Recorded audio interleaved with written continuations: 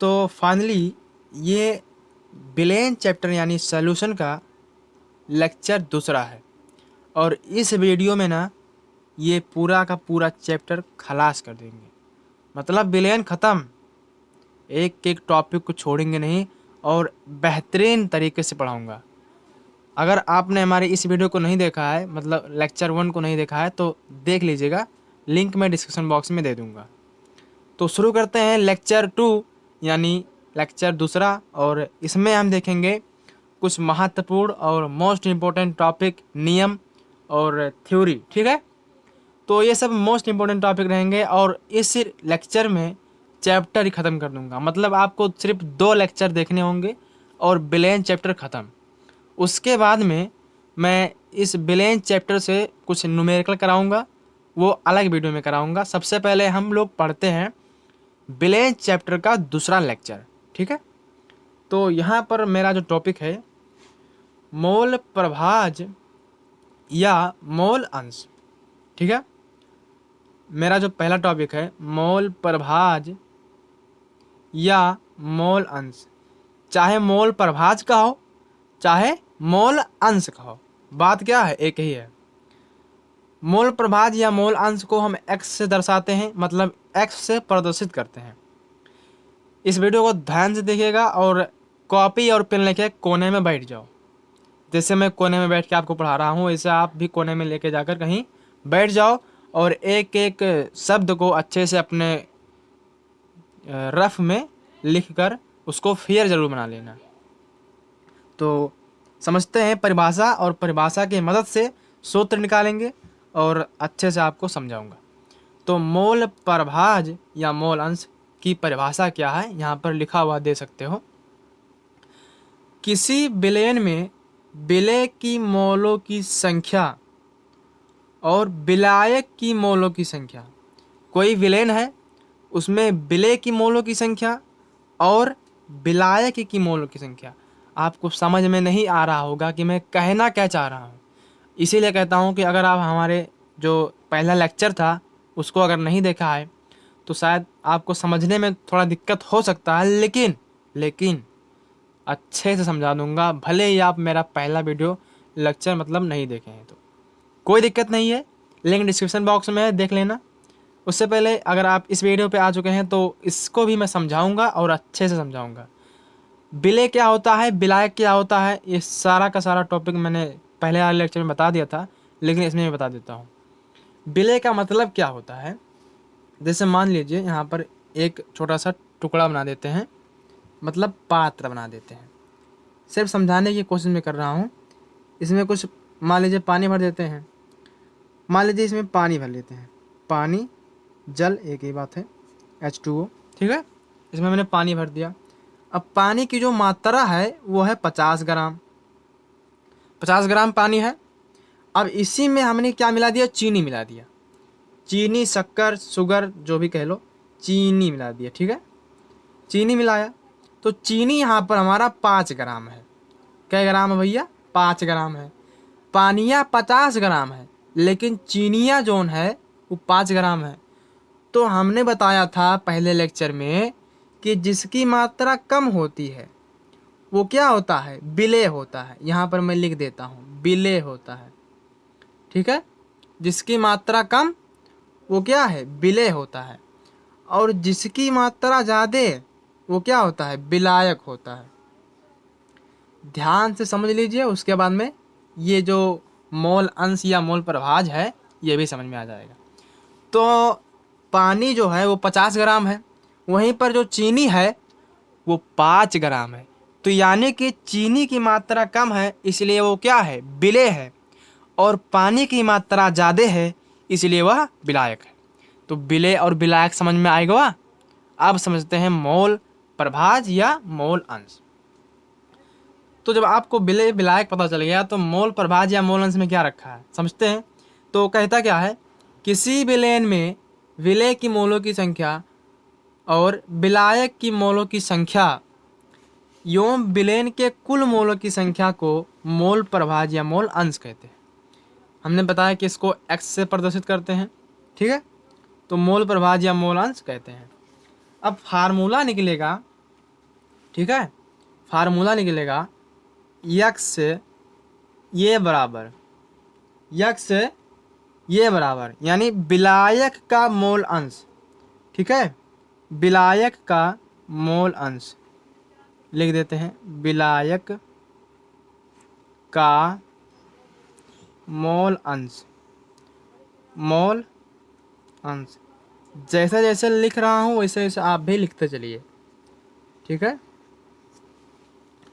जैसे जैसे लिख रहा हूँ वैसे वैसे आप भी लिखते चलिए, ठीक है, कॉपी और पेन में। तो एक्स ए का मतलब क्या हुआ, एक्स का मतलब हो गया मोल प्रभाज्य या मोल अंश। हमने ये क्यों लिखा है, क्योंकि हम विलायक का मोल अंश निकाल रहे हैं। अभी हमने विलायक का मोल अंश निकालेंगे, उसके बाद में विलय का मोल अंश निकालेंगे, और जब विलय का मोल अंश निकालेंगे तो यहाँ पर एक्स बी हो जाएगा। समझ में आ रहा है? बिल्कुल समझ में आ रहा है, एक एक टॉपिक दिमाग में बैठ रहा है, ठीक है। तो एक्स ए मतलब विलायक का मोल अंश, तो यहाँ पर हो जाएगा एक्स ए बराबर विलय का मोल, एक्स ए बराबर विलय का मोल, विलय का मोल, विलय का मोल बटे हो जाएगा, विलय का मोल बटे में हो जाएगा विलयन का कुल मोल, विलयन का कुल मोल, विलयन का कुल मोल। समझ में आ रहा है ना? हाँ बिल्कुल आ रहा है। तो एक्स ए का बराबर, हट जा भैया, हट हट,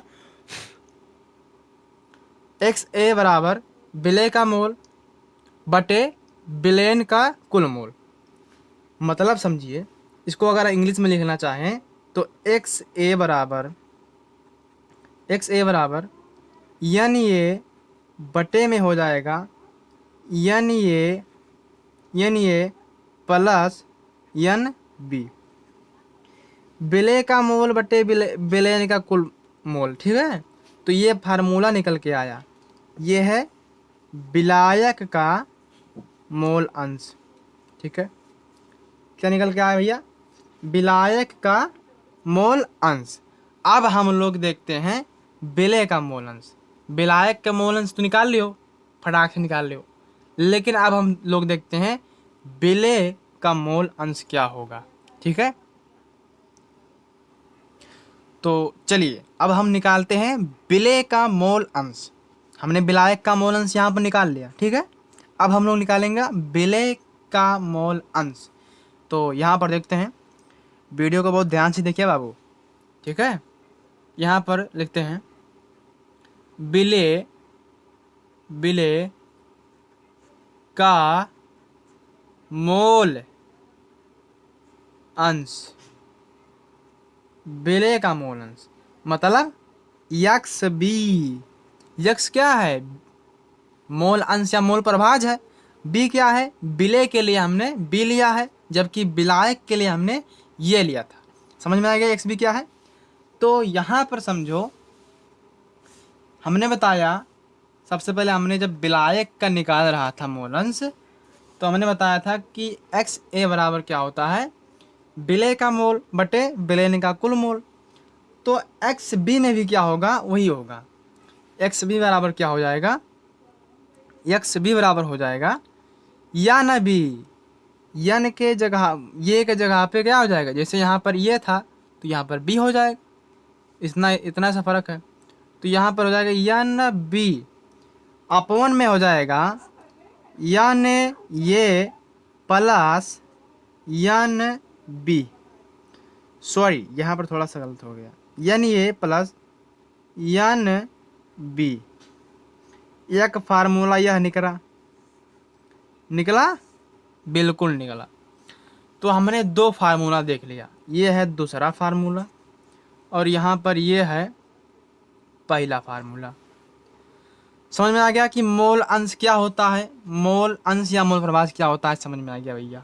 बिल्कुल समझ में आ गया, ठीक है। अब हम लोग देखते हैं विलेयता। यहाँ पर दे सकते हैं विलेयता क्या होता है, विलेयता का मतलब होता क्या है, देख सकते हैं। व्हाट इज विलेयता? बताइए विलेयता क्या है? तो बताओ भैया विलेयता क्या है? तो समझते हैं विलेयता मतलब होता क्या है। विलेयता, विलेयता का मतलब यहाँ पर परिभाषा लिखा हुआ है, परिभाषा समझेंगे सबसे पहले, उसके बाद में इसको हमें अपने भाषा में समझेंगे, ठीक है, अपने भाषा में समझो। छोटा सा चुन्नू सी परिभाषा है। निश्चित ताप पर किसी पदार्थ में, निश्चित ताप है मतलब उसमें कोई भी, जैसे निश्चित ताप का मतलब ये हुआ कि वो स्थिर ताप पर है, ना उसमें कोई मतलब ऊर्जा दी गई है ना ऊर्जा ली गई है, वो स्थिर ताप पर स्थित है, ठीक है। तो निश्चित ताप पर किसी पदार्थ में मात्रा, निश्चित ताप पर किसी पदार्थ में, पदार्थ का मतलब वस्तु हो गया कोई, ठीक है, उत्पाद हो गया, मात्रा जो विलायक में घुल जाए। विलायक क्या है? अभी हमने बताया जिसकी मात्रा ज्यादा वो क्या है? विलायक है। तो जो मतलब विलयता कहते हैं, ठीक है, घुल जाए तो उसे क्या कहते हैं? विलयता कहते हैं। कोई निश्चित ताप है, ठीक है, कोई निश्चित ताप है, स्थिर ताप पर वो रखा हुआ है। अब पदार्थ में मात्रा विलायक में घुल जाए तो उसे हम विलेयता कहते हैं। बहुत छोटा सा परिभाषा है। अब इसके आधार पर हम देखेंगे गैस की दरों में विलेयता, और गैस की दरों में विलेयता के आधार पर हम देखेंगे हेनरी का नियम, जो कि मोस्ट इम्पोर्टेंट टॉपिक है। अगर आप इसको मिस्टेक कर देते हैं तो भैया आप खुद जिम्मेदार होंगे, ये मेरी गारंटी फिर नहीं होगी, क्योंकि मैं बार बार बताता हूँ कि जो टॉपिक ज़रूरी है उसे पढ़ना ना छोड़ो। तो विलेयता समझ में आ गया कि विलेयता क्या है। और यहाँ पर गैस की दरों में विलेयता का मतलब समझिए। गैस की दरों में विलेयता का मतलब ये होता है, जैसे होता नहीं है स्प्राइट, क्या है स्प्राइट को हम कहते हैं soda water, soda water, soda water, रुक जाओ, सोडा वाटर, जैसे स्प्राइट होता नहीं है। जैसे मान लीजिए गैस की दरों में विलेयता मतलब सोडा वाटर। तो एग्जाम्पल से समझो, यहाँ पर एक तो बनाते हैं बोतल, ये बोतल बना देते हैं, बना दिया बोतल, ये बन गया भैया बोतल, ये बन गया बोतल, ठीक है, बन गया बोतल। कह रहा है गैस की दरों में विलेयता मतलब दरों में हमको गैस मिलाना है, तो मिल पाएगा? बिल्कुल मिल पाएगा। और आप प्रयोग भी करते हैं, जैसे स्प्राइट हो गया, थम्सअप, स्प्राइट, और मतलब बहुत सारे जो सोडा वाटर होते हैं वो, ठीक है। जैसे मान लीजिए इसमें सोडा वाटर भरा हुआ है, तब तो ये स्थिर ताप पर रहेगा। अब जैसे ही इसमें हम गैस डालते हैं, मतलब गैस को ठूस ठूस के भरते हैं ना, तो ये सोडा वाटर हो जाता है। मतलब जैसे ठंडा को जब थोड़ा सा हिला के उसको ढक्कन खोलते हैं तो उसमें से कुछ तेज़ी से गैस निकलता है, जिससे द्रव भी बाहर की ओर निकल आता है। तो हम लोग कहते हैं कि देखिए ऐसा हो गया कि मतलब सोडा वाटर कभी भी हिलाकर उसका ढक्कन नहीं खोलना चाहिए। तो समझने का मतलब, इसमें समझने वाली बात यह है कि गैस की द्रव में विलेयता यानी कि स्थिर ताप पर कोई द्रव है और उसमें हम गैस को मिला दें तो वही गैस की द्रव में विलेयता है। अब इसके आधार पर हम हेनरी का नियम देखेंगे। हेनरी का नियम ये तो बोर्ड एग्जाम में, board exam, board exam 3 number का क्वेश्चन पूछेगा। कितने नंबर का? 3 नंबर का। बताओ भैया 3 नंबर चाहिए कि नहीं चाहिए?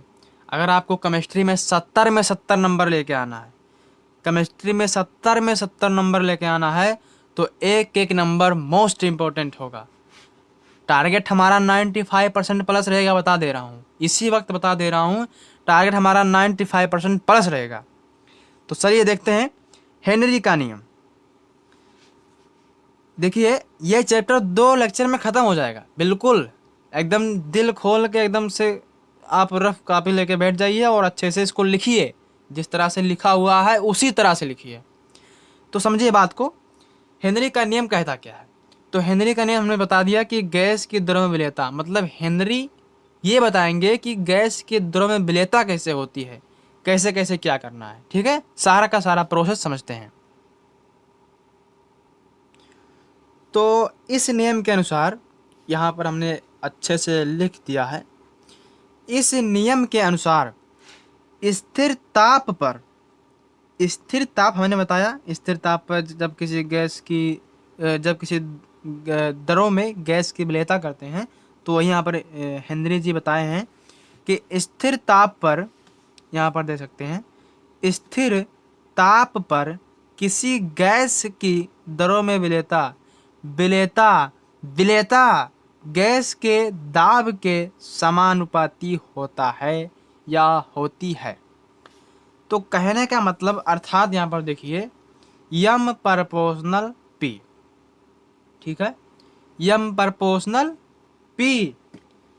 तो यहाँ पर स्थिर ताप पर किसी गैस की द्रव विलेयता गैस के दाब के समानुपाती होता है, अर्थात यम प्रपोर्शनल पी।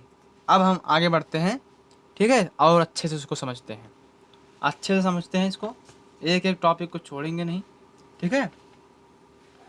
अब इसमें समझने वाली बात यह है कि हेनरी जी कहना क्या चाहते हैं, इसलिए हमने यहाँ पर सादा पेज इसे ही छोड़ दिया है, ठीक है। जैसे मान लीजिए हेनरी का नियम किस पर कार्य करता है, तो हेनरी का नियम दरों और गैस पर कार्य करता है। किस पर कार्य करता है? दरों प्लस गैस पर, दरों प्लस गैस पर कार्य करता है, ठीक है। हेनरी का नियम दरों प्लस गैस पर कार्य करता है। इसमें दरों क्या है? दरों है विलायक। क्या है दरों? दरों है विलायक, यहाँ पर लिख देते हैं विलायक। दरों क्या है भैया? विलायक है। और गैस क्या है? गैस है विलेय। दरों है विलायक और गैस क्या है? विलेय है। तो इनके आधार पर हेनरी का नियम लगेगा।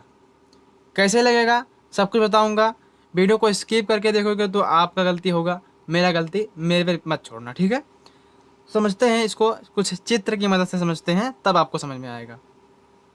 समझिए, जैसे मान लीजिए यहाँ पर हम दो पात्र ले लेते हैं, ठीक है। पहला पात्र यहाँ पर देख सकते हो, ये हो गया पहला पात्र और ये हो गया दूसरा पात्र।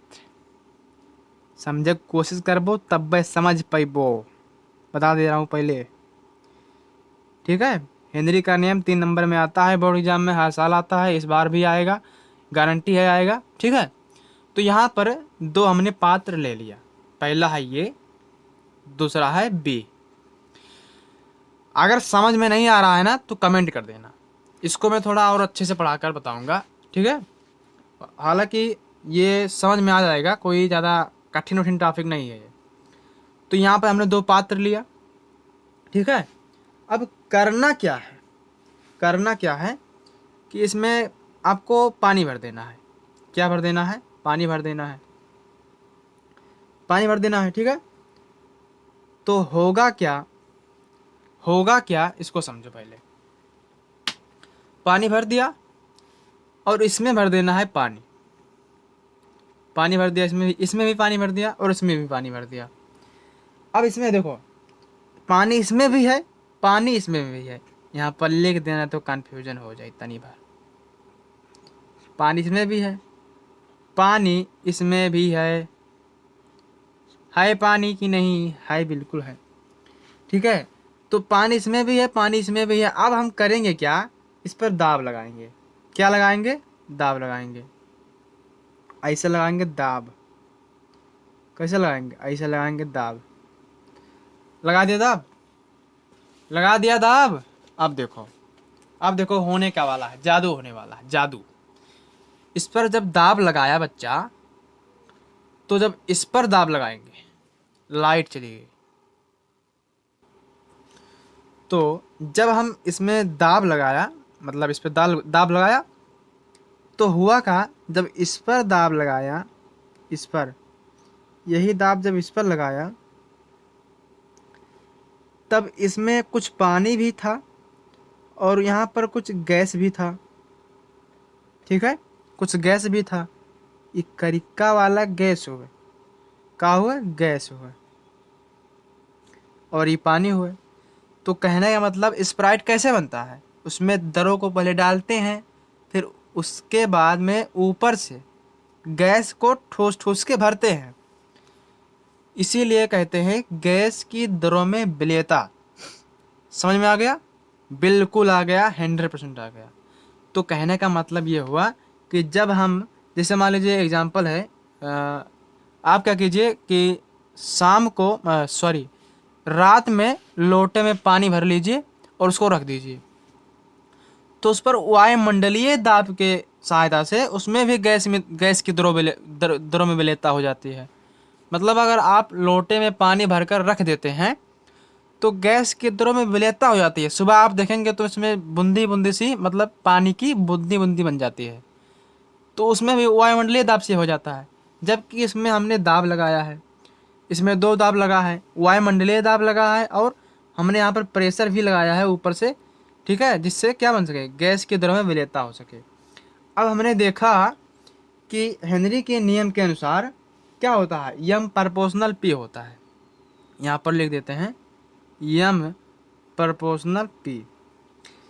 जैसे जैसे मैं बता रहा हूँ उसी तरह से आपको कॉपी में लिखते जाना है, और बोर्ड एग्जाम में इसे आपको चित्र की मदद से लिखना है, ठीक है, ताकि आपको फुल नंबर मिले। तो यम प्रोपोर्शनल पी, तो हमको पता है कि जब प्रोपोर्शनल का चिन्ह हटता है तो एक नियतांक आता है।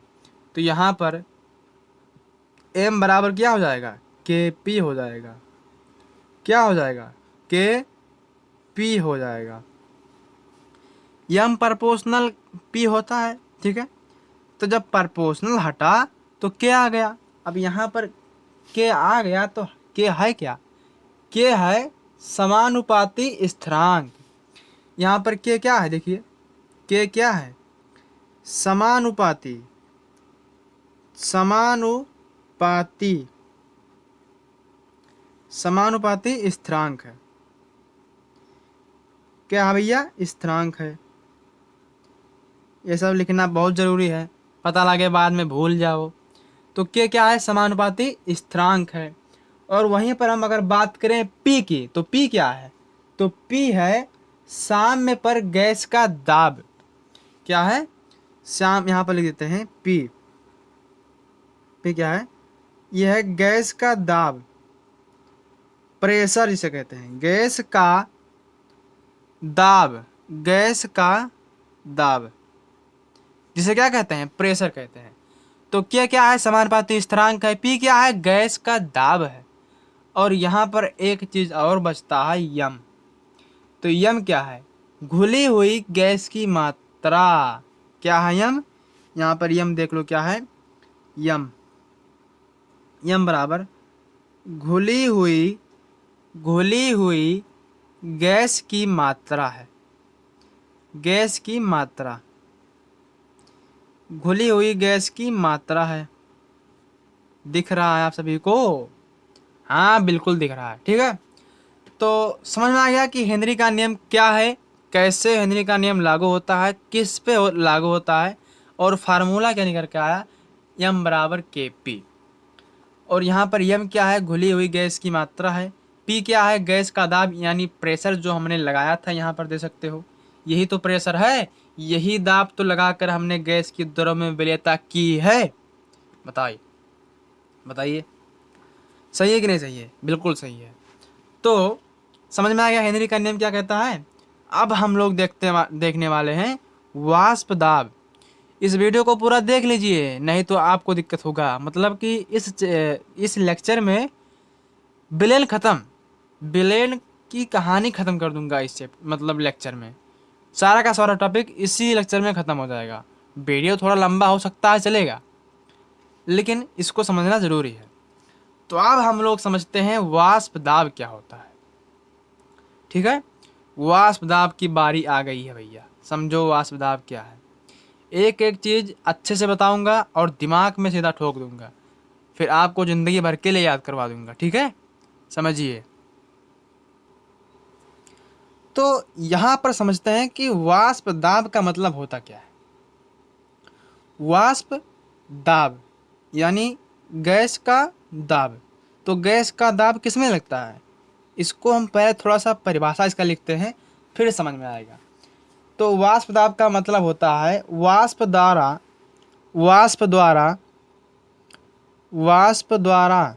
यहाँ पर लिख देते हूँ, वाष्प वाष्प वाष्प द्वारा लगाया गया दाब, वाष्प द्वारा लगाया गया दाब, वाष्प द्वारा लगाया गया दाब क्या कहलाता है, वाष्प दाब कहलाता है। समझ में आ गया क्या नहीं? अब एग्जाम्पल की मदद से समझाऊंगा तब ना समझ में आएगा। एक छोटका सा परिभाषा क्या समझ में आएगा, समझो इसको। परिभाषा की मदद से नहीं समझना है, चित्र की मदद से समझना है। अगर चित्र आपके माइंड में बैठ गया तो परिभाषा आप खुद बनाओगे। और ये कोई परिभाषा कोई बड़ा सा परिभाषा नहीं है, छोटा सा परिभाषा है, समझो इसको पहले। वाष्प दाब का मतलब होता है वाष्प द्वारा लगाया गया दाब, वाष्प दाब कहलाता है। जैसे यहाँ पर मैं बताता हूँ, चित्र की वजह से बताऊंगा, चित्र की मदद से, तब समझ में आएगा। ठीक है, यहाँ पर मैं कुछ थोड़ा सा चित्र बनाऊंगा, उसके बाद में समझाऊंगा कि कैसे वाष्प दाब लगता है। चलिए, तो यहाँ पर मैं बनाता हूँ, पहले देख सकते हो, एक बर्तन बनाऊंगा। यहाँ पर देख, बर्तन बनाया मतलब पात्र बनाया, यहाँ पर कुछ इस तरह से। आप सभी लोगों को पता होगा कुकर, तो आप सभी लोग देखे होंगे कुकर।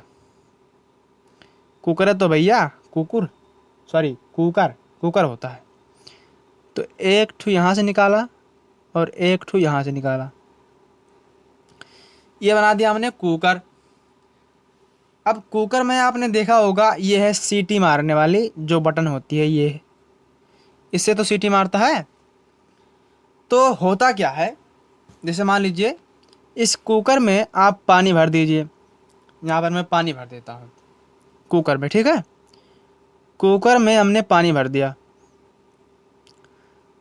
पानी, बिल्कुल भर दिया। तो पानी नहीं भैया, खून भर रहे भैया, खून थोड़ी है, पानी समझ लो इसको। ये है पानी, माने जल है, पानी माने जल। तो हमने सबसे पहले एक कुकर लिया, कुकर में भर दिया पानी। अब हमने नीचे से इसको आग लगा दिया, ये रहा आग लगाने का तरीका। लगा दिया आग, बिल्कुल लगा दिया। आग बढ़ रही है, आग जल रही है आग। तो कुछ समय ऐसा आएगा कि आप सभी को पता होगा, यहाँ पर मैं लिख देता हूँ परिभाषा, छोटा मतलब यहाँ पर होता क्या है, 100 सेंटीग्रेड मतलब अगर आप 100 डिग्री सेल्सियस पर पानी को गर्म करते हो, H2O को अगर हम 100 डिग्री सेल्सियस तक गर्म करें तो वो उबलने लगता है, मतलब भाप देने लगता है, वाष्प देने लगता है। ठीक है, समझ में आ गया? अगर आप पानी को 100 डिग्री सेल्सियस तक गर्म करोगे तो क्या होगा, वाष्प देने लगेगा, भाप देने लगेगा। तो जब हमने इसको गर्म करता गया तो पता चला 100 डिग्री सेल्सियस हो गया, 100 डिग्री सेल्सियस हो गया। तो जब 100 डिग्री सेल्सियस हो गया तब पता लगा कि गैस यानी वाष्प निकले लाग। तो वाष्प निकले लाग तो मारी सीटी, कुकर सीटी मार दिया, कुकर ने सीटी मार दिया, पहला सीटी मारा भैया गैस। तो होता क्या है कि यहाँ पर दूसरे कंडीशन में समझो, ये सीटी मारा, फिर हम यहाँ पर बनाते हैं एक कुकर, फ्राक से।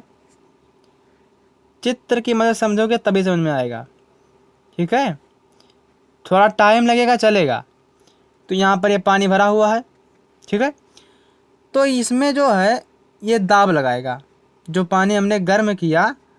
तो इस जो ढक्कन होता नहीं है कुकर का, उसके परत के मतलब निचले वाले परत पर ये जो पानी के जो गैस रहेंगे वो दाब लगाएंगे। तो उसी दाब को हम क्या कहेंगे? वाष्प दाब कहेंगे। यार बहुत आसान टॉपिक है, समझने की कोशिश करो बस।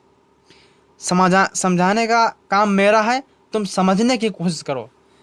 जैसे मान लीजिए आप चाय बना रहे हैं, चाय बना रहे हैं। तो जब चाय बनता है तो पता चला 100 डिग्री सेल्सियस हो गया, 100 डिग्री सेल्सियस हो गया, तब आप कहेंगे चाय खौल रहा है। तो जब चाय खौलने लगता है तो जब जो ऊपर से बर्तन होता है उसके तले पर क्या हो जाता है? छोटे छोटे बूंदे लग जाते हैं, मतलब वो वाष्प लग जाता है। ऐसे उघाड़िए इसे तो निकलता नहीं है गैस, मतलब वाष्प। तो वही प्रोसेस में है। वाष्प दाब का मतलब हुआ वाष्प द्वारा लगाया गया दाब। बहुत डीप में बता दे रहा हूँ इस सबको, ठीक है? वीडियो लंबा होगा चलेगा, कोई दिक्कत नहीं, डीप में समझ लो। एक बार समझ लो और उसके बाद में बोर्ड एग्जाम में जाकर छाप देना। बस मैं यही चाहता हूँ, आप केमिस्ट्री में 70 नंबर लाए, मैं यही चाहता हूँ। अब हम बढ़ते हैं अगले टॉपिक की ओर। इसमें बिलेन में क्या है ना कि हर टॉपिक अगर हम समझाना चाहें तो चित्र से समझाते हैं तो अच्छा रहता है। अब हम लोग समझेंगे वाष्प दाब का आपेक्षिक अवनमन। अब ये क्या होता है? तो सबसे पहले यहाँ पर मैं टॉपिक अपना लाता हूँ, वाष्प दाब का आपेक्षिक अवनमन। ये दे सकते हैं, ले भैया आ गया। वाष्प दाब का आपेक्षिक अवनमन। वाष्प दाब का आपेक्षिक अवनमन, समझो इसको। पहले परिभाषा लिखा हुआ है, किसी विलायक के वाष्प दाब में अवनमन, किसी विलायक के वाष्प दाब में अवनमन तथा शुद्ध विलायक के वाष्प दाब के अनुपात को वाष्प दाब का आपेक्षिक अवनमन कहते हैं। क्या कहते हैं? वाष्प दाब का आपेक्षिक अवनमन कहते हैं। लेकिन उससे पहले मैं आपको बता देना चाहता हूँ कि अवनमन का मतलब क्या होता है और आपेक्षिक का मतलब क्या होता है, ठीक है? तो अवनमन का मतलब होता है कमी आना। अवनमन का मतलब समझो, अवनमन का मतलब कमी आना, किसी भी पदार्थ में कमी आना, यह हो गया अवनमन का मतलब, ठीक है? और आपेक्षिक का मतलब होता है, आपेक्षिक का मतलब होता है, आपेक्षिक, आपेक्षिक का मतलब होता है संबंध, संबंध। तो समझ में आ गया? आपेक्षिक का मतलब होता है संबंध, अवनमन का मतलब होता है किसी वस्तु या किसी पदार्थ में कमी आना।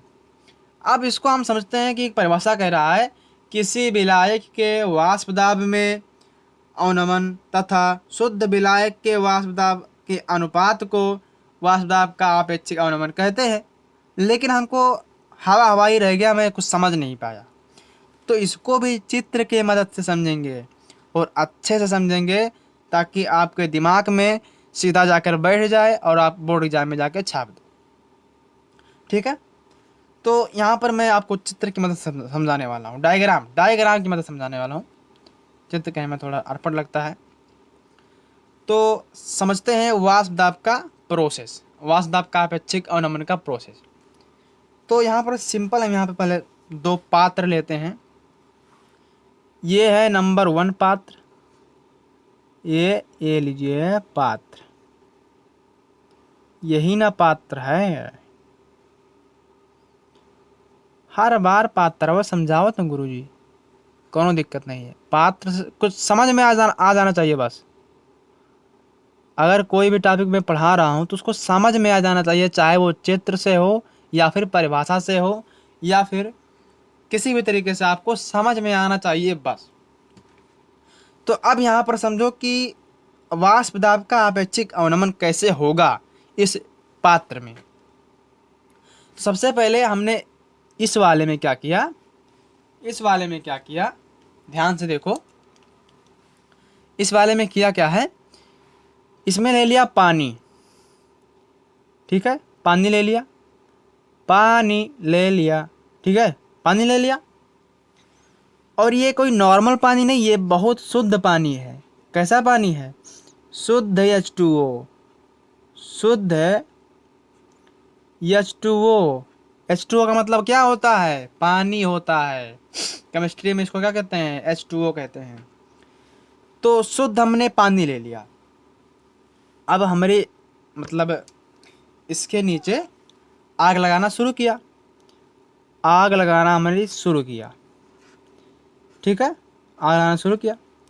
अब आग लगा रहे हैं, लगा रहे हैं, लगा रहे हैं, लगा रहे हैं, तब पता चला कि यहाँ पर कुछ 20 सेंटीग्रेड पहुँचा है। अभी पानी उबला नहीं है। अब आग लगता जा रहा है तो पता चला 80 पहुँच गया, 80 सेंटीग्रेड। अब अभी पानी खोलना नहीं है। पानी कब खोलेगा? जब वह 100 सेंटीग्रेड प्लस हो जाएगा या 100 सेंटीग्रेड हो जाएगा, तब पानी खोलने लगता है। तो अभी 80 ना हुआ है, तो अब देखो ये फिर से मारे 100 पहुँच गया, ठीक है। आग बारते गए, बढ़ता गया, आग जलता गया, आग जलता गया, जलता गया, तो पता चला 100 सेंटीग्रेड हो गया। तो जब 100 सेंटीग्रेड हो गया तब भाप निकलना शुरू हुआ, भाप निकलना शुरू हुआ। तो ये सिंपल प्रोसेस था, भाप निकलना शुरू हुआ, कोई दिक्कत नहीं है। तो मतलब क्या है? देखो, वाष्प दाब का आपेक्षिक अवनमन बोला है, तो उसी टॉपिक को ना हम पढ़ेंगे। तो इस दूसरे पात्र से समझो क्या होता है, प्रोसेस समझो। अब हमने क्या किया, इसमें भी भर दिया पानी। पानी भरने के लिए नीला कलम का यूज करते हैं। चलिए नीला कलम ले लिए भैया फटाक से। कक्षा 12 वालों पढ़ लो, अभी बहुत टाइम है। वीडियो को स्किप मत करो, क्योंकि ये ऊपर से निकल जाएगा, जान नहीं पाओगे। जब मैं क्लास 12th में पढ़ता था तो मेरा भी हाल यही था, ठीक है। समझो, इसमें भी हमने ले लिया पानी, ले लिया पानी। अब पानी ले लिया तो हमने क्या किया, इसमें मिला दिया नमक। ये है पानी, क्या है? पानी है। अब हमने क्या किया, इसमें नमक भी मिला दिया। ये ले भैया नमक मिला दिया, इसमें नमक मिला दिया। एक करिक्का वाला क्या है? नमक है, नमक है। अब हमने इसको आग देना शुरू किया, आग देना शुरू किया। ये लीजिए आग देना शुरू किया, आग देना शुरू किया। तो आग दे रहे हैं, दे रहे हैं, आग देते जा रहे हैं, देते जा रहे हैं, देते जा रहे हैं, तो पता चला 100 सेंटीग्रेड हो गया। अब जब 100 सेंटीग्रेड हो गया तब भाप निकलना शुरू होना चाहिए था, लेकिन हमने इसमें मिला दिया है नमक। जी हाँ स्टूडेंट, इसमें हमने क्या मिला दिया है? नमक मिला दिया है। और आप सभी को पता होना चाहिए कि नमक, यहाँ पर लिख देते हैं नमक, नोट मार के लिख लो, स्टार मार दे रहा हूँ। नमक क्या है? अवाष्पशील पदार्थ है। यानी कि पहले इसको लिख देते हैं, अवाष्पशील पदार्थ है। कैसा पदार्थ है? अवाष्पशील पदार्थ है। नमक कैसा पदार्थ है? अवाष्पशील। मतलब अगर हम पानी में नमक को मिलाकर अगर हम कितनों आँच उसको दें, कितनों आग बारें, कितनों आग जला लें, तो भाप देना कम कर देगा। मतलब समझो, भाप देना कम कर देगा। तो होगा क्या, होगा क्या कि ये भाप निकलना शुरू होगा, इसे से भाप निकलना शुरू होगा, लेकिन बहुत कम भाप निकलेगा। तो होगा क्या? अवनमन का मतलब क्या होता है? अवनमन का मतलब कमी। तो वाष्प दाब में आ गई भैया कमी। जब हमने यहाँ पर आग बारा मतलब आग जलाया, तो भाप तो निकला लेकिन बहुत कम निकला। किसके कारण? नमक के कारण। नमक कैसा है, कैसा पदार्थ है? अवाष्पशील पदार्थ है पदार्थ अवाष्पशील। तो तो मतलब हुआ क्या कि वाष्प दाब में कमी आ गई। वाष्पों ने बनी तो कार्बो का, क्योंकि नमक अवाष्पशील पदार्थ है। तो हमने क्या किया, और आग जलाया, मतलब और आग जलाया, बढ़ा दिया इसको, आग को बढ़ा दिया, आग को बढ़ा दिया, बढ़ा दिया, बढ़ा दिया, बढ़ाता गया। तो आग को जब बढ़ाता गया, ठीक है, तो जब आग को बढ़ाता गया तो वाष्प दाब भी बढ़ना शुरू हो गया। वाष्प दाब भी क्या हो गया, बढ़ना शुरू हो गया। और जब बढ़ना शुरू हो गया तो वाष्प दाब में आएगा वह कमी। तो इसी कमी को वाष्प दाब में, इसी कमी को हम क्या कहते हैं, वाष्प दाब का आपेक्षिक अवनमन कहते हैं। समझ में आए कि ना आए कमेंट कर दियो, बता दिया फिर से। वाष्प दाब का अपेक्षिक अवनमन का मतलब हुआ कि वाष्प का ना बनना, मतलब हमने पानी में नमक मिला दिया था, इसीलिए वह मतलब जो है अवाष्पशील पदार्थ था, इसीलिए वो वाष्प नहीं बनने दिया। तो हमने आग जो लगाया था उसकी मात्रा बढ़ा दिया, फिर भी नहीं बना। तो क्या हो गया कि कमी आ गई, वाष्प दाब में कमी आ गई। तो उसी कमी को हम क्या कहते हैं, वाष्प दाब का आपेक्षिक अवनमन कहते हैं। टॉपिक हो गया खत्म। अब देखो इससे संबंधित महत्वपूर्ण नियम भैया, कसम से अगर ये टॉपिक या छोड़ दे हो तब गलती आपका है, तब आप जाने हो कि आपके काम जाने। राउल्ट बाबू आएंगे, राउल्ट भैया। राउल्ट एक बहुत ही महत्वपूर्ण, इनका जो नियम है ना वो मैं आपको दिमाग में, आपके दिमाग में छाप दूंगा। सिर्फ आपको वीडियो देखना है और इसको अपने कॉपी में लिखते चलना है बस। तो अब समझते हैं राउल्ट का नियम। आपने समझ लिया कि वाष्प दाब का आपेक्षिक अवनमन। आप समझते हैं राउल्ट का नियम, इससे संबंधित है, महत्वपूर्ण टॉपिक है, टॉपिक नहीं नियम है, ये है राउल्ट का नियम। अब राउल्ट का नियम का मतलब होता क्या है, राउल्ट ने बताया क्या था, इस नियम के अनुसार देखने वाले हैं, ठीक है। तो राउल्ट का नियम, इस नियम के अनुसार अवाष्पशील विलेय पदार्थों के विलयनों के लिए, राउल्ट के नियम के अनुसार अवाष्पशील विलेय पदार्थों के विलयनों के लिए वाष्प दाब का आपेक्षिक अवनमन, आपेक्षिक का मतलब मैंने आपको बताया था संबंध, अवनमन का मतलब बताया था कमी आना। विलयन में विलेय के मोल प्रभाज के क्या होता है, बराबर होता है। अवाष्पशील विलेय पदार्थों के विलयनों के लिए वाष्प दाब का आपेक्षिक अवनमन विलयन में विलेय के, विलयन में विलेय के मोल प्रभाज के क्या होता है, बराबर होता है। अर्थात यहाँ पर लिखा हुआ है P naught minus P S upon में पी नॉट। देखिए यहाँ पर लिखा क्या है, P naught minus P S upon में क्या होता है, पी नॉट होता है। तो यहाँ पर यक्स क्या है जी, यक्स क्या है, याद नहीं आ रहा, यक्स क्या है, यक्स है मोल प्रभाज, याद करो मोल, यक्स क्या है, मोल प्रभाज, मोल प्रभाज है, यक्स क्या है, मोल प्रभाज है। अब समझो, थोड़ा सा दूसरा पेज लेते हैं यहाँ पर, नहीं इसमें आपको बता देते हैं इनका सूत्र, जो टोटल सूत्र निकालेंगे यहाँ पर। पेज लाना ही पड़ेगा क्या, तो यहाँ पर क्या आया था, P naught minus P S upon में क्या आया था, पी नॉट बराबर में क्या आया था, यक्स आया था, यही तो फार्मूला आया था, ठीक है। राउल्ट के नियम के अनुसार, राउल्ट के नियम के अनुसार यही फार्मूला तो आया था, जहाँ यक्स क्या था, मोल प्रभाज था। तो अब इसको लिख सकते हैं, अब इसको लिख सकते हैं P naught minus P S upon में पी नॉट बराबर में, इसको हम लिख सकते हैं यन ये बटे यन ये प्लस यन बी। अब आप कहाबो ई कुल कहाँ से आएगा, मतलब ये सब कहाँ से आ गया, समझ में नहीं आ रहा है समय कुछ को, ये सब समझ में नहीं आ रहा है, क्या नहीं समझ में आ रहा है भैया। हमने आपको बताया था मोल अंश या मोल प्रभाज बराबर होता है विलायक के लिए NA अपॉन में NA प्लस NB। यही तो बताया था मोल अंश या मोल प्रभाज में, हमने यही तो बताया था। तो x बराबर यही हो गया।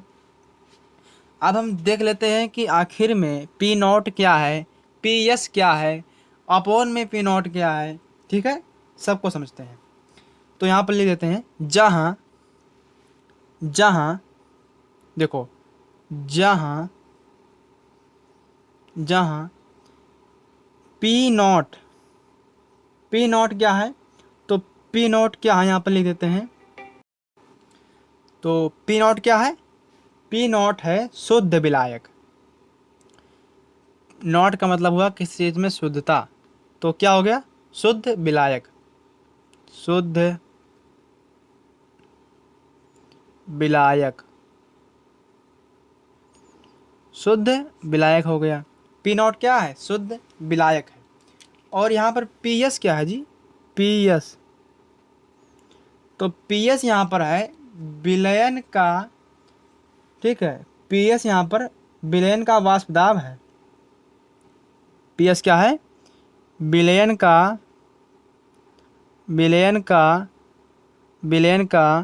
वाष्प दाब है। PS क्या है, विलयन का वाष्प दाब है। और यहाँ पर आता है यक्स। यक्स क्या है, विलायक का मोल अंश है। यक्स क्या है, विलायक का मोल अंश है। विलायक का मोल अंश है। बिल्कुल समझ में आ रहा है, सब कुछ समझ में आ रहा है। यहाँ पर मैं समझ चुका हूँ कि P नॉट क्या है, PS क्या है और यक्स क्या है, सब कुछ जान चुके हैं। यहाँ पर हम लोगों ने फार्मूला भी देख लिया है। P not minus PS upon में P नॉट इक्वल्स होता है NA अपॉन में NA प्लस NB। बस इतना जानो। अगर आप राउल्ट का नियम पढ़ लिए हैं तो सिर्फ इतना जानो कि होता क्या है राउल्ट के नियम में। ये देखिए, ये राउल्ट का नियम है। ठीक है, समझ लिया राउल्ट का नियम। अब हम बढ़ते हैं नेक्स्ट टॉपिक की ओर और देखते हैं उसमें क्या होता है और आपको समझाते हैं। यहाँ पर आ गया भैया नेक्स्ट टॉपिक। ये देखिए, ये रहा नेक्स्ट टॉपिक जो कि हर साल बोर्ड एग्जाम में हो सकता है इस बार आए। और इस सब टॉपिक से न्यूमेरिकल बनते हैं, टॉपिक भी आ जाते हैं कभी कभी। ठीक है, तो इसको भी समझते हैं अच्छे तरीके से और बेहतरीन तरीके से समझाऊंगा। आप समझो भैया, वास्तव में क्वथनांक में उन्नयन होता क्या है। क्वथनांक में उन्नयन आराम से समझो, कोई दिक्कत नहीं है, कोई जल्दबाजी नहीं है। हर एक शब्द को समझाऊंगा, सिर्फ आपको समझने की ज़रूरत है। बस समझो क्या है। क्वथनांक में उन्नयन को हम प्रदर्शित करते हैं डेल्टा TB से। अब यहाँ पर डेल्टा क्या है, T क्या है और B क्या है, तो यहाँ पर हम देख लेते हैं। यहाँ पर T है तापमान। T क्या है, T है तापमान, तापमान है, T है तापमान। और यहाँ पर B क्या है भैया, B है क्वथनांक। B है क्वथनांक,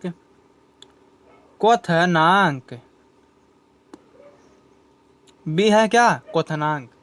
और यहाँ पर डेल्टा क्या है, डेल्टा क्या है बताओ। डेल्टा है किसी चीज़ में परिवर्तन, डेल्टा है परिवर्तन,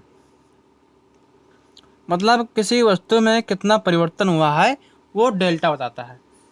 तो समझ में आ गया कि डेल्टा क्या है, T क्या है और B क्या है।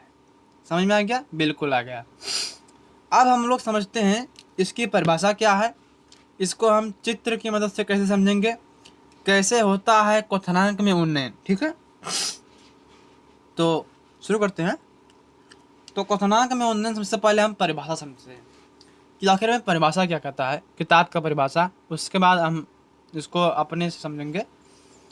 तो कह रहा है किसी शुद्ध विलायक में, क्या, किसी शुद्ध विलायक में अवाष्पशील विलय को क्या कर रहा है, कोई शुद्ध विलायक है मतलब शुद्ध पानी है, उसमें अवाष्पशील विलय को घोलने पर विलयन का वाष्पदाब कम हो जाता है। अब कम हो जाता है का मतलब क्या हुआ, अवनमन, मतलब अवनमन हो जाता है, कम हो जाता है। किसी शुद्ध विलायक में अवाष्पशील अवाष्पशील को घोलने पर विलयन का वाष्पदाब कम हो जाता है, जिसके कारण विलयन का क्वथनांक क्या होता है, बढ़ जाता है। जिसके कारण विलयन का क्वथनांक बढ़ जाता है। इसी वृद्धि को क्वथनांक में उन्नयन कहते हैं। समझ में आवा कि नहीं आवा? और नहीं आया होगा तो कोई दिक्कत नहीं है, इसको बताते हैं ना, समझाएंगे अच्छे से, टेंशन मत लो, ठीक है। तो यहाँ पर थोड़ा सा हम कुछ डायग्राम बनाएंगे, उसकी मदद से समझाएंगे, ठीक है। तो समझो, यहाँ पर नंबर 1 चित्र यानी डायग्राम। तो सबसे पहला डायग्राम है, यहाँ पर देखो ये वाला डायग्राम, ये बना दिया भैया। और यहाँ पर दूसरा नंबर बड़का वाला बना दिया डायग्राम, ये बड़का वाला डायग्राम हुआ भैया, देख सकते हो। ये नंबर 2 है, ये नंबर 1 है। आप समझो, कह रहा है किसी शुद्ध विलायक में, तो कौन शुद्ध विलायक ले लो, कौन शुद्ध विलायक ले लो। मान लो शुद्ध विलायक हो, मतलब शुद्ध H2 हो, ये क्या है, शुद्ध विलायक है मतलब शुद्ध H2O मतलब पानी। ये शुद्ध विलायक है मतलब क्या है, शुद्ध पानी है। अब क्या कर रहा है, शुद्ध विलायक में अवाष्पशील विलय को घोलने पर, इसको घोलने पर, अवाष्पशील विलय को घोलने पर, जब विलायक, जिंदगी में कभी विलायक अकेले है तो समझ जाना वो शुद्ध पानी है या शुद्ध विलायक है, ठीक है। तो अब हमको क्या करना है, दूसरे वाले डब्बे में देखो, ये शुद्ध पानी पहले था, इसमें भी था, इसमें भी है था। अब हमने इसमें क्या किया, नमक मिला दिया, नमक मिला दिया, ले भैया नमक मिला दिया, ले मिला दिया नमक, लाल लाल नमक मिला दिया, लाल लाल रेड कलर का मिला दिया। तो एक बात जान जाओ, एक बात जान जाओ कि ये जो नीला कलर का है ये है पानी, पानी है, और ये लाल कलर वाला है, लाल कलर वाला है नमक, नमक है, ठीक है। कैसा है, पानी नमक है, नीला कलर वाला पानी है, लाल कलर वाला नमक है। तो अभी मैंने जस्ट कुछ टॉपिक में पढ़ा है कि जो नमक होता है वो कैसा होता है, अवाष्पशील होता है, मतलब वाष्प नहीं बनाता है। अब इसको आप गर्म करो, गर्म करो, गर्म करो, गर्म करो, गर्म कर रहे हैं आप, गर्म करते रहें, करते रहें, करते रहें, तो होगा क्या कि वाष्प बनना कम हो जाएगा। क्या होगा, वाष्प बनना कम हो जाएगा। हमने बताया कि नमक जो है वो अवाष्पशील पदार्थ है, नमक जो है वो अवाष्पशील पदार्थ है, अवाष्पशील पदार्थ है। तो जब आप आग लगा रहे हैं, आगिया झोंक रहे हैं बर्तनों के नीचवा से, तब मिलाए हैं नमक और पानी, और हमको पता है कि नमकवा जो ससुरा है वो अवाष्पशील पदार्थ है, भाप तो बनने नहीं देगा। तो जब भाप बनने नहीं देगा तो वाष्प दाब में आएगा कमी, और जब कमी आएगा तब आगिया के मात्रा बढ़ाओ परी, बढ़ाओ परी कि नहीं बढ़ाओ परी, बताओ बढ़ाओ परी क्या।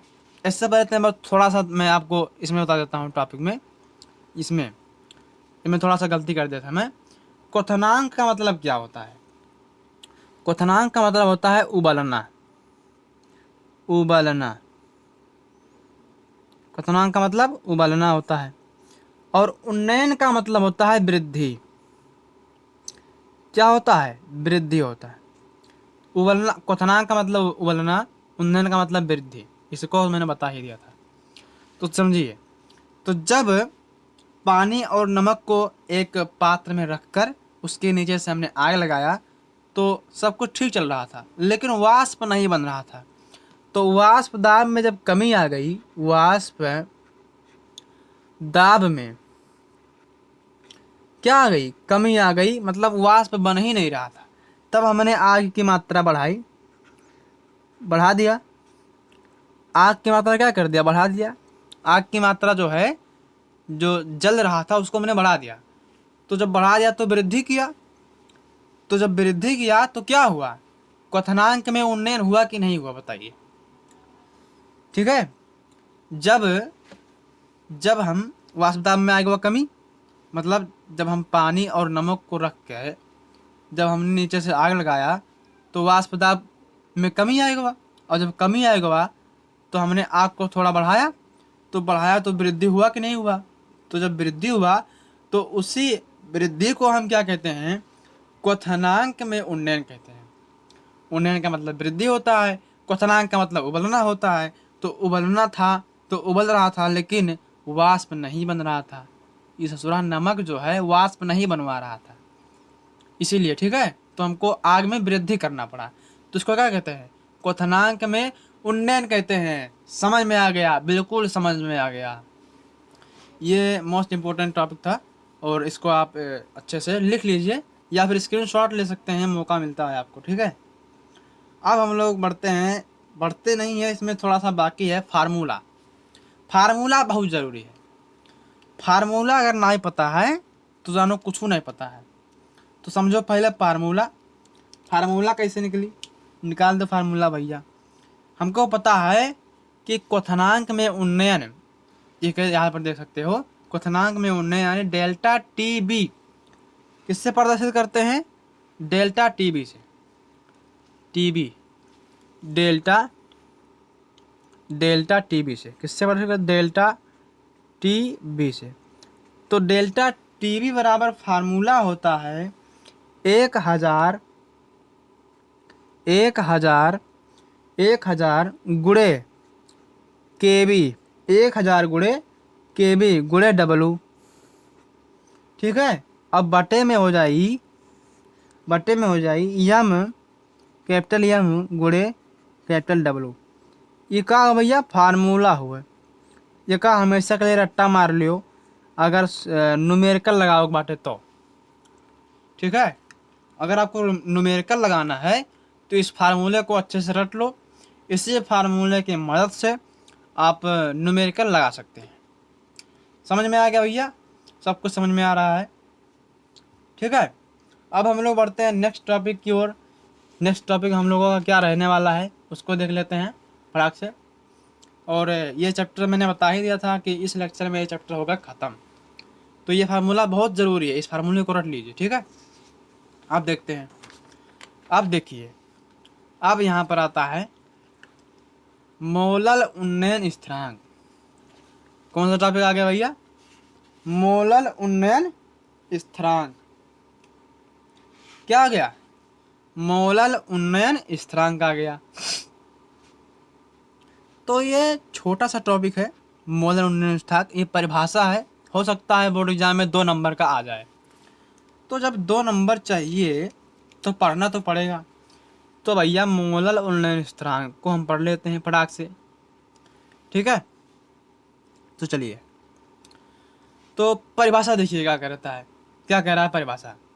विलायक के 1000 ग्राम में, ठीक है, विलायक के 1000 ग्राम में विलेय पदार्थों को, विलायक के 1000 ग्राम में विलेय पदार्थों को 1 मोल को घोलने पर क्वथनांक में होने वाली वृद्धि को क्या कहते हैं, मोलल उन्नयन स्थिरांक कहते हैं। इसे केबी से प्रदर्शित करते हैं। बस इतना जानो कि इसको हम केबी से प्रदर्शित करते हैं और परिभाषा क्या होने वाला है। बस ये छोटा सा परिभाषा है, इसको आप लिख लीजिए। अब यहाँ पर हम लोग देखने वाले हैं हिमांक में अवनमन। हिमांक में हमने क्या देखा था हमने, क्वथनांक में उन्नयन देखा था, और अब देखने वाले हैं हिमांक में अवनमन। हिमांक में अवनमन तो हो सकता है बोर्ड एग्जाम में इन दोनों में से कोई ना कोई उठा के दे दे, ले भैया सॉल्व कर इसको।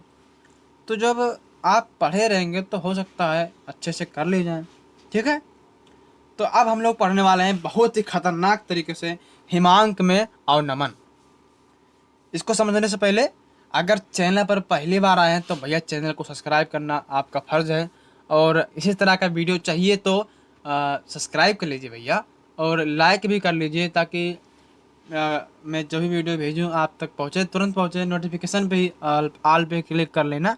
ठीक है, आगे बढ़ते हैं और वीडियो को शेयर करें, लाइक करें और कमेंट भी करें। अगर वीडियो में कोई गलती हो रही है, मेरे से वीडियो थोड़ा कुछ मिस्टेक हो रहा है तो मैं उसको सुधारने की कोशिश करूँगा, बस इतना मैं जानता हूँ। और आप दिल लगाकर पढ़ाई करिए और मैं आपको दिल लगाकर पढ़ाता हूँ। ठीक, बहुत मेहनत करता हूँ आपके लिए। आप समझते हैं हिमांक में अवनमन। सबसे पहले समझिए कि हिमांक क्या है। हिमांक का मतलब होता है, ठीक है, हिमांक का मतलब होता क्या है। हिमांक में अवनमन, अवनमन का मतलब यहाँ पर सीधा समझो कमी। अवनमन का मतलब होता है कमी। अवनमन का मतलब, अवनमन का मतलब हो गया कमी। और हिमांक का मतलब, हिमांक का मतलब बताइए। हिमांक का मतलब होता है, तो हिमांक का मतलब क्या होता है, जमना होता है। जमना, कोई भी पदार्थ ठोस में हो जाना, उसी को हम क्या कहते हैं, जमना कहते हैं अवधी भाषा में। ठीक है, तो हिमांक का मतलब हो गया जमना, अवनमन का मतलब हो गया कमी। अब समझो डेल्टा का मतलब क्या होता है, टी का मतलब क्या होता है और यफ का मतलब क्या होता है। तो हमने डेल्टा आपको बता दिया था, टी भी बता दिया था। डेल्टा क्या है, किसी पदार्थ में परिवर्तन। टी क्या है, तापमान। और यफ क्या है, जमने वाला, यानी जमने में। ठीक है, यफ क्या है, जमना। यफ का मतलब है जमना। ठीक, समझ में आ गया। अब हम बढ़ते हैं टॉपिक की ओर। तो यहाँ पर कुछ हमने परिभाषा लिखा हुआ है, इसको समझो पहले। ठीक है, समझिए। कह रहा है हिमांक पर पदार्थ के दरों तथा ठोस के वाष्पदाब समान होते हैं। क्या आप इस बात को मानते हैं? अगर मानते हैं तो कमेंट पे लिख दो हाँ, नहीं मानते हैं तो लिख दो कमेंट में नहीं। फिर मैं आपको समझाता हूँ। हालांकि ये कोई लाइव वीडियो नहीं है ताकि मैं आपके कमेंट को देख पाऊँगा, हाँ, लेकिन वीडियो अपलोड करने के बाद में आपके कमेंट को ज़रूर देखूँगा। तो हिमांक पर पदार्थ के द्रव तथा ठोस वाष्पदाब समान होते हैं, बिल्कुल ठीक है।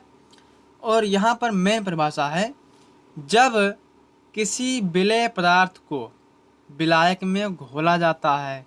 फिर वही प्रोसेस आ गया, जो प्रोसेस हमने देखा था क्वथनांक में उन्नयन, वही प्रोसेस है हिमांक में अवनमन। फर्क क्या है ससुरा, हम समझ नहीं पा रहे हैं।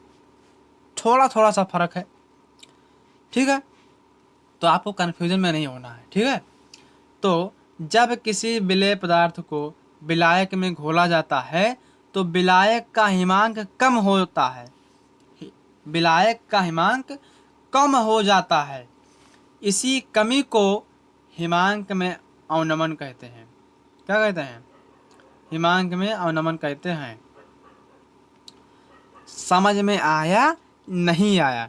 अगर आया तो ठीक है, और नहीं आया तब भी ठीक है, मैं आपको समझाने जा रहा हूँ। ठीक है, समझ में आ गया कैसे नहीं ससुरा, कहाँ जाएगा भाग के। समझो, जब किसी विलेय पदार्थ को विलायक में घोला जाता है तो विलायक का हिमांक कम हो जाता है। इसी कमी को हिमांक में अवनमन कहते हैं। अब कैसे हिमांक में अवनमन होता है उसको समझ लेते हैं।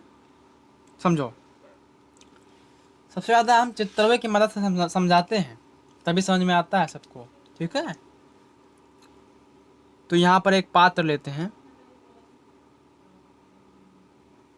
एक पात्र ले लिया, ये देखिए,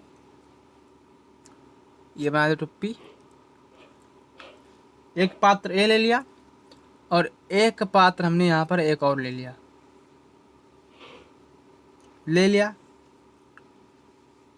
ठीक है। पात्र 1 पात्र 2, लोटा 1 लोटा 2, लोटा कहो चाहे थरिया कहो चाहे पात्र कहो, ठीक है। तो समझने वाली बात यह है कि इसमें हम ले लेते हैं पानी, इसमें हमने क्या ले लिया, पानी ले लिया पानी। अब इसको जमना शुरू करवा दो, मतलब आप फ्रिज में रख दो इसको। हम जानते हैं कि ये 0 डिग्री सेल्सियस है, 0 डिग्री सेल्सियस है, यहाँ पर दिख रहा है। तो जब हम ऊपर जाते हैं और नीचे आते हैं, अगर हम ऊपर जाते हैं, ठीक है, अगर हम ऊपर जाते हैं तो होगा क्वथनांक, और क्वथनांक का मतलब होता है उबलना। मतलब जब उबलेगा तो वाष्प निकलेगा, तो जब ऊपर जाबो तो वाष्प बनी, क्या बनेगा, वाष्प बनेगा। और जब नीचवा आइबो, नीचे आओगे तो क्या बनेगा, ठोस बनेगा। ठीक, ये समझ में आ गया। वाष्प और ठोस कैसे होता है, जैसे समान ताप पर उसको हम बढ़ा दें, मतलब नीचे से अगर हम आग लगाएंगे तो वाष्प बनेगा, और उसको हम ठंड करेंगे तो क्या बनेगा, ठोस बनेगा। यानी 0 डिग्री सेल्सियस से हम ऊपर जाएंगे तो धीरे धीरे वाष्प में बदलेगा, और 0 डिग्री सेल्सियस के हम नीचे आएंगे तो वो धीरे धीरे ठोस में बदलेगा, ठीक है। तो यहाँ पर समझो, इस वाले बॉक्स से यहाँ पर कहना क्या चाह रहा है, हमने इसमें ले लिया पानी, क्या ले लिया, पानी। और ये बात आपको बताना भूल गया था, ये शुद्ध विलायक रहेगा, प्योर शुद्ध पानी, शुद्ध विलायक मतलब शुद्ध पानी, ठीक है, शुद्ध पानी या विलायक भी कह सकते हो, ठीक है। अब हमने क्या किया, इसमें भी ले लिया पानी ले लिया। अब पानी जब ले लिया तब हम सोचे भैया कि हमको तो करना है कमी, यानी हिमांक में कमी करना है, जमाना है। तो सोचे कि क्यों ना इसमें हम थोड़ा सा सरसों का तेल मिला दे, सरसों का तेल मिला दिया। अब जमाओ, ये है सरसों का तेल, सरसों का तेल है, ये सरसों का तेल है, और ये है पानी। अब होता क्या है, इसको हमने जमाना शुरू किया। तो आप चाहे तो ट्राई कर सकते हैं कि जब पानी और तेल को रख दें तो शायद वो जमता नहीं है, वो आपस में मिलते ही नहीं है, तो जमेगा क्या, बताइए। और जब जमेगा नहीं तो क्या होगा, और नमन में आएगा वह कमी, ठीक है। जब जमेगा नहीं तो अवनमन में आएगा वह कमी आएगा वह, ठीक है। और हिमांक का मतलब होता है जमना। तो जब हिमांक में हिमांक में अवनमन यानी कमी आएगा वह, सरसों का तेल और पानी जब हमने जमाना शुरू किया तो जम ही नहीं रहे हैं, ठीक है। तो जम ही नहीं रहे हैं तो अवनमन में आ गया कमी। तो इसी कमी को हम क्या कहते हैं, बताइए। इसी कमी को हम कहते हैं हिमांक में अवनमन। बताइए समझ में आया कि नहीं। अभी मैं इसका फार्मूला भी मतलब लिख के दिखाऊंगा, इसका फार्मूला भी है, ठीक है। तो समझ में पहले आया कि नहीं, बताइए। सबसे पहले हमने क्या किया, 2 पात्र बनाया, एक पात्र में शुद्ध विलायक और पानी रखा फ्रिज में, तो उसको आराम से ठंड कर दिया, मतलब ठोस अवस्था में बदल दिया। लेकिन हमने क्या किया, दूसरी अवस्था यानी दूसरे पात्र में थोड़ा सा पानी लिया और उसी में थोड़ा सा हमने सरसों का तेल भी मिला दिया। तो अब क्या हो रहा है कि ठोस में परिवर्तन ही नहीं हो रहा है, मतलब वो ठोस में बदल नहीं रहा है। तो जब ठोस में बदल नहीं रहा था तो उसमें क्या आ गया, कमी आ गया, वो ठोस में बदल नहीं रहा है। तो उसी कमी को हम क्या कहते हैं,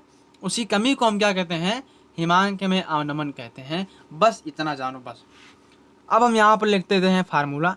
फार्मूला क्या होने वाला है उसको देख लीजिए। हिमांक में अवनमन को हम किससे प्रदर्शित करते हैं? डेल्टा टी एफ से। ठीक है, तो डेल्टा टी एफ बराबर होता है के एफ गुणे डब्लू गुणे 1000। ठीक है, बटे में हो जाएगा डब्लू गुणे यम।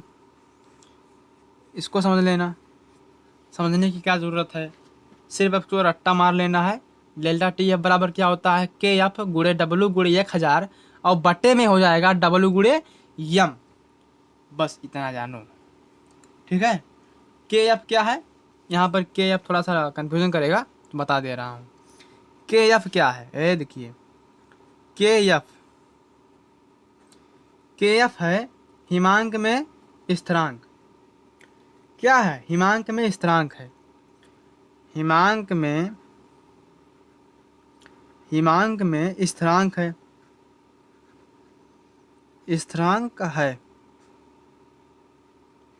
समझ में आया? अब हम लोग देखते हैं नेक्स्ट टॉपिक, जो कि सबसे मोस्ट इम्पोर्टेंट है और बोर्ड एग्जाम में या फिर प्री बोर्ड में ये सब क्वेश्चन आते हैं।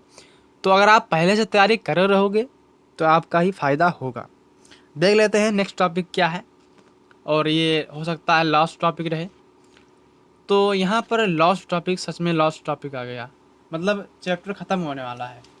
ये देखिए, चैप्टर ख़त्म होने वाला है भाई, वास्तव में चैप्टर ख़त्म होने वाला है। ठीक है, ये है प्रासरण एवं प्रासरण दाब। ये हो सकता है बोर्ड एग्जाम में शायद 3 नंबर से, हाँ 3 नंबर का बोर्ड एग्जाम में आएगा। बोर्ड एग्जाम में 3 नंबर का आएगा। ठीक है, बोर्ड एग्जाम में हो सकता है 3 नंबर का आ जाए, और अगर आ जाए तो ये छोटा सा टॉपिक है, इसको आप पढ़ लीजिएगा और बोर्ड एग्जाम में छाप आएगा। बोर्ड एग्जाम में नहीं आएगा तो प्री बोर्ड में तो आएगा, छमाही परीक्षा में तो आएगा ना आएगा। तो अगर आएगा तो सच बात है, मतलब अगर आया तो आप अच्छे से तैयारी करें रहेंगे तो बोर्ड एग्जाम में हो सकता है आ जाए, तो छाप देना भैया। प्रासरण दाब क्या है और प्रासरण क्या है, इसको आज हम समझने वाले हैं। और इसी को समझने के बाद में ये चैप्टर होगा ख़त्म और वीडियो होगा एंड। ठीक है, तो सबसे पहले समझते हैं प्रासरण। पढ़ाते पढ़ाते हमारी गला सूख गई है, लेकिन पानी भी नहीं है। ठीक है, जब प्यासे को पानी, छोड़ो, यहाँ पर हम लोग पढ़ाई कर रहे हैं तो समझो। प्रासरण का मतलब होता क्या है? प्रासरण यार, किसी शुद्ध विलायक से विलयन में अर्थात शरबत में, हमने बताया था जब हमने लेक्चर पहला पढ़ाया था, वही तो विलयन था, शरबत ही तो विलयन था। तो किसी शुद्ध विलायक से विलयन में अर्थात तनु विलयन से सांद्र विलयन, ये है तनु विलयन, ये है सांद्र विलयन। अगर आप लेक्चर 1 देख लेते तो ये नौबत नहीं आता। ठीक है, हमने उसमें सब कुछ पढ़ा रखा है। तनु विलयन, सांद्र विलयन, संतृप्त, असंतृप्त, मोल प्रवाह, मोलल क्या है? ठीक है, मोल प्रभाज, मोल अंश, ये सब कुछ मतलब हम क्या बताएं, मार कर चौवा कर दिया। ठीक है, पढ़ाकर। तो कह रहा है शुद्ध विलायक, किसी शुद्ध विलायक से विलयन में अर्थात तनु विलयन से सांद्र विलयन की ओर अर्धपारगम्य झिल्ली द्वारा विलायक का प्रवाह प्रासरण कहलाता है। प्रवाह मतलब बहना। कहाँ गया भैया प्रवाह?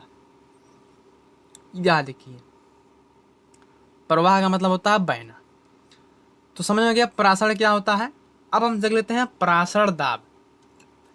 अब प्रासरण दाब समझने से पहले मैं यहाँ पर एक चित्र बना दूं ताकि आपको समझ में आ जाए। ये है चित्र, ये देखिए, यहाँ पर हम कुछ चित्र बना देते हैं, चित्रवे की मदद से समझेंगे। ठीक है, चित्र देखिए, ये क्या है? प्रासरण की क्रिया है, प्रासरण दाब कैसे लगता है, वो सब आज बताने वाला हूँ। ये रहा भैया प्रासरण की क्रिया को कैसे करते हैं, सब कुछ जानेंगे। ठीक, ये रहा डायग्राम। अब इसको समझो, यहाँ बिचवा में ये क्या है, ये है अर्धपारगम झिल्ली। क्या है, इसको क्या कहते हैं, अर्धपारगम झिल्ली कहते हैं। अर्ध अर्ध पारगम पारगम झिल्ली कहते हैं। एकदम शुद्ध हिंदी बोलते हैं भैया, ताकि दिमाग में बैठ जाए, इंग्लिश की कोई ज़रूरत नहीं है। हिंदी अगर आप हिंदी में पढ़ना चाहते हैं तो ये चैनल आपके लिए बेस्ट होगा। हर एक चीज़ हिंदी में बताऊंगा, सही से बताऊंगा, सही तरीके से बताऊंगा। तो ये क्या है, अर्धपारगम झिल्ली है। अब इसमें क्या है देखो, सबसे पहले मैं आपको बताता हूँ प्रासरण दाब कैसे होता है, ठीक है। तो अब समझो, इसमें हम ले लेते हैं तनु विलयन। इस वाले में ले लेते हैं तनु विलयन। तनु विलयन क्या है, तनु इसमें ले लेते हैं सांद्र विलयन। तनु विलयन वह विलयन है जिसमें विलायक की मात्रा ज़्यादा होती है, और सांद्र विलयन वह विलयन होता है जिसमें विलय की मात्रा ज़्यादा होती है। तो क्या होता है, सांद्र विलयन होता है। ये है भैया, और ये क्या है लिख देते हैं, ये है सांद्र विलयन। सांद्र विलयन कैसा विलयन है, ये है सांद्र विलयन, और ये है तनु विलयन। तनु विलयन, तनु विलयन, यह है सांद्र विलयन, यह है तनु विलयन। समझने की कोशिश करो, सब कुछ समझ में आएगा, ये मेरी गारंटी है। 110% नहीं, 500% समझो सिर्फ। देखिए, ये है अर्धपारगम झिल्ली, ये है सांद्र विलयन, ये है तनु विलयन। मैं बता रहा हूँ प्रासरण दाब कैसे लगता है, प्रासरण क्या है, प्रासरण दाब क्या है। बोर्ड एग्जाम में 3 नंबर में हो सकता है आ जाए, तो आप लोग छाप के आइएगा। समझ में आ रहा है, बिल्कुल आ रहा है। ये लास्ट टॉपिक है, ठीक। तो आप समझिए परिभाषा क्या कह रहा है, उसको समझो, परिभाषा की मदद समझते हैं। कह रहा है प्रासरण की क्रिया को रोकने के लिए जो न्यूनतम आवश्यक दाब लगाया जाता है उसको क्या कहते हैं, प्रासरण दाब कहते हैं। यहाँ पर हमने परिभाषा थोड़ा सा घुमा फिरा के लिख दिया। यहाँ पर आप अपने कॉपी में लिख सकते हो, प्रासरण की क्रिया को रोकने के लिए जो न्यूनतम आवश्यक बाहरी, यहाँ पर बाहरी रहेगा, दाब को लगाते हैं तो उसको क्या कहते हैं, प्रासरण दाब कहते हैं। लिख लिया कॉपी में, आप देखो, आवश्यक न्यूनतम बाहरी आवश्यक दाब। देखिए अभी हमने कोई दाब नहीं लगाया, फिर भी इस पे दाब लग रहा है। अब कहो कैसे, क्योंकि एक वायुमंडलीय दाब लगता है इसमें। देखो इसमें 2 दाब लग रहा है, एक दाब तो मैं लगाने वाला हूँ, दूसरा एक पहले से लग रहा है, दूसरा मैं लगाने वाला हूँ। ये पहला जो लग रहा है ये है वायुमंडलीय दाब। वायुमंडलीय दाब कैसा दाब है, वायुमंडलीय दाब, वायुमंडलीय दाब है, बिल्कुल है। अब हम जो दाब लगाने वाले हैं वो है प्रासरण दाब, क्योंकि हमारा टॉपिक ही क्या है जानते हो, प्रासरण दाब है। तो यहाँ पर हम लगाने वाले हैं प्रासरण दाब। ये लगा दिया हमने पाई, ठीक, ये लगा दिया हमने पाई। यह देखिए, ये हमने लगाया है, ये पहले से लग रहा था, ठीक। यहाँ पर पाई रहेगा, ठीक है, ये काट दीजिए। तो जब हमने प्रासरण दाब यानी पाई लगाया तो जो तनु विलयन था और सांद्र विलयन था, तो जब हमने जैसे ही दाब लगाया तो तनु विलयन से अर्धपारगम झिल्ली द्वारा क्या हो गया, प्रवाहित होने लगा सांद्र विलयन में। समझ में नहीं आया समझना क्या है वो समझो, हमारे कहने का मतलब समझो। ये तनु विलेन था, बिल्कुल, ये सांद्र विलेन था, और बीच में हमने एक सिस्टम बैठा दिया है अर्धपारगम झिल्ली वाला। तो जब जब हमने कोई दाब नहीं लगाया था तो उसके पहले एक दाब लग रहा था वायुमंडलीय दाब। अब हमने एक दाब लगाया प्रासरण दाब।